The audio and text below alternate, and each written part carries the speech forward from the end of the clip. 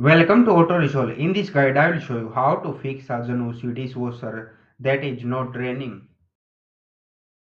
Fix 1. Clean the filter. Step 1. Turn off the dishwasher and unplug it. Step 2. Remove the bottom rack. Step 3.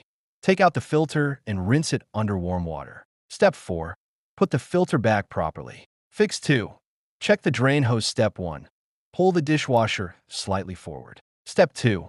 Check the drain hose for bends or clogs. Step 3. Straighten the hose or clean it if blocked. Fix 3.